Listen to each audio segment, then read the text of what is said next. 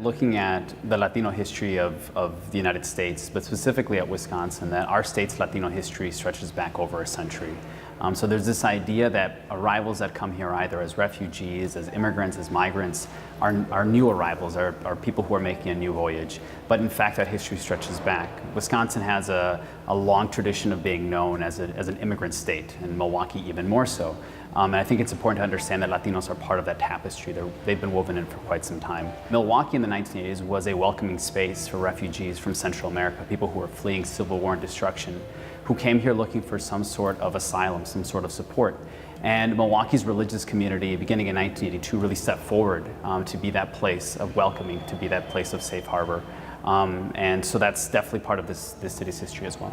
I think one of the dominant questions when we talk about displacement and people who are forced to flee their homes is the question of why people make that decision. And I think in the general public, there's a conversation on questions of welcoming, what our responsibility is, and why people would make that decision to come to this place. The decision for an individual to leave the place where they've made their home, where their cultural traditions, where their roots really are, is a very hard and strenuous one. And so as a welcoming community, as a receiving community, it's important for us to remember that those decisions that push people away from their homes are often very much questions of death and destruction, and there must be some very important push.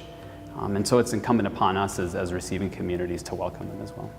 So we as a community, whether a parish community or a civic community, have to make priorities on where we decide to place our money and our capital and our resources. And so that comes through in a number of different ways. The first way is who is prioritized for coming into this country, right? So in the 1980s, Central Americans were not even recognized as refugees by the American government. Immigration and Naturalization Services deemed them to be simply economic migrants. And the reason they did that was political, because they understood that if they recognized them as refugees, the United States government would have to recognize their own role in destabilizing some of those countries in the early 1980s.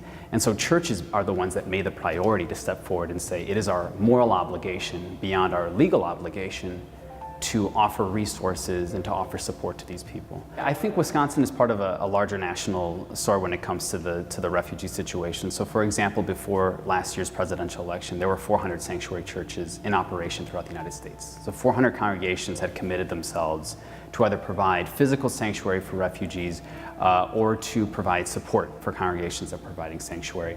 Immediately following the election, we saw a sudden upsurge in sanctuary congregations stepping forward. So what was 400 in the fall of 2016 is now closer to 1,000. Right? So more than doubling of churches that are stepping forward.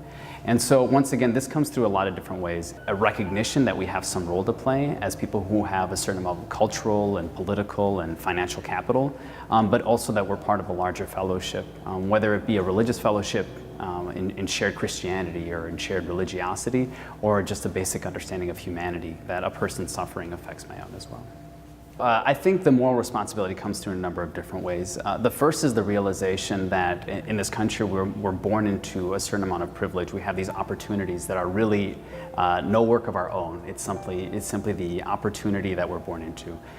And there are people around the world who don't have those same privileges and those same opportunities. And so we have an obligation with these resources to give in whatever way we can. And that extends in a number of different ways. But when it comes specifically to refugees, when someone comes to your door and they ask for your help, you have a moral responsibility, I believe, beyond any sort of Christian or Jewish or Islamic understanding of faith and morality to step forward, because these people share the same space that you do. We're living in this world. And so that humanity that we have, that obligation that we have, extends beyond any form of religious understanding of brotherhood or fellowship.